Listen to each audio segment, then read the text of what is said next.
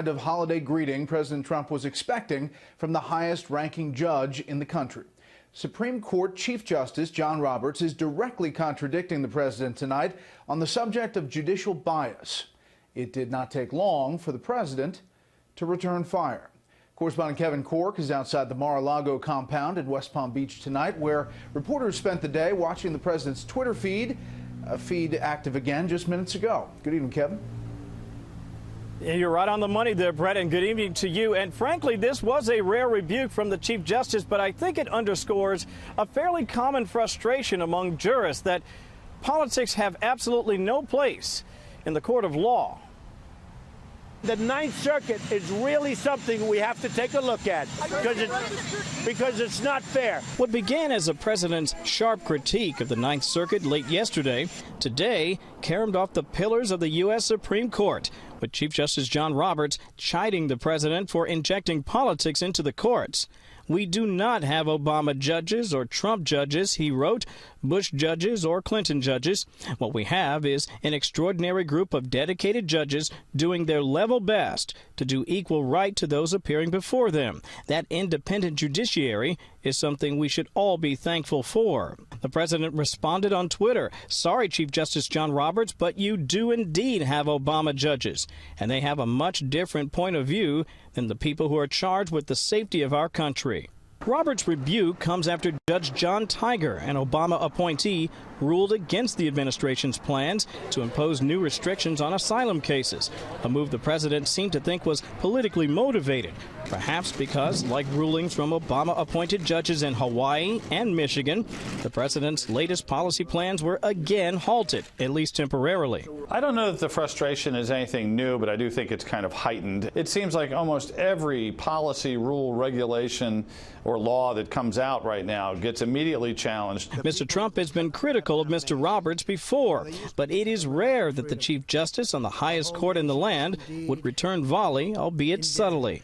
Justice Roberts really let us down. What he did with Obamacare was disgraceful.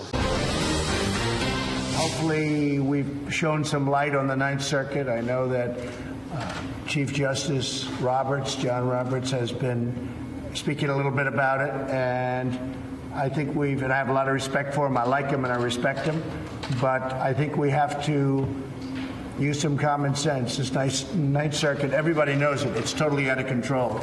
And what they're doing, what they're saying, the opinions are very unfair to law enforcement. They can't believe the decisions that are being made by these judges.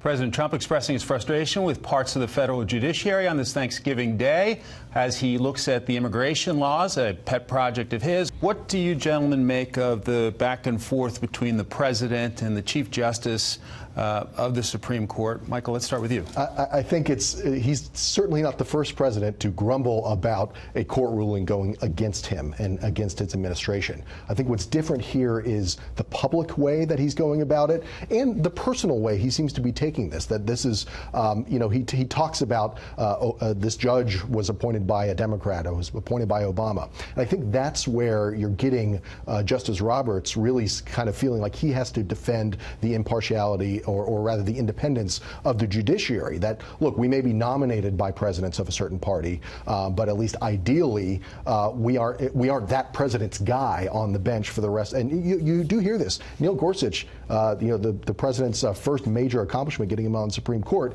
very early on in his Supreme Court tenure, ruled against the president on an immigration issue. So you often see this where these judges rule against them. The president seems to take it too personally.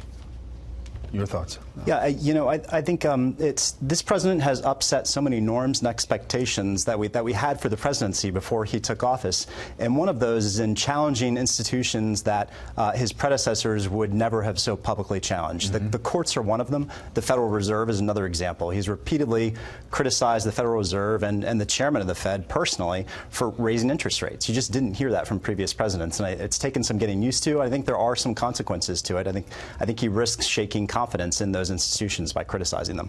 Tom, your thoughts? Clearly, I think analytically you look at the traditional role of the judiciary in terms of the constitutional binding, separate but equal.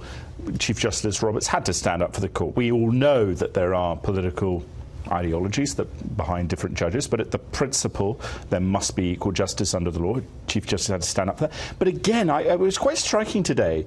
President Trump, very presidential in an unusual sense for the president, in the sense quite normal, in the sense that he was, you know, having this sort of disagreement politely with the naval officer. But he also said, Chief Justice Roberts, I respect the guy. You know, there was no animosity that you normally see. And sometimes I think with Trump, it's almost like he's out on the yacht tweeting, and then he comes back into that moment and he thinks about it. As long as someone has the respect, you're the president, right? Doesn't make it personal. If you do that with the president, I think he listens more. I thank you. God bless you, and may he continue to bless the nation that has showered this land with love for more than 2 centuries. Thank you all. God bless you all.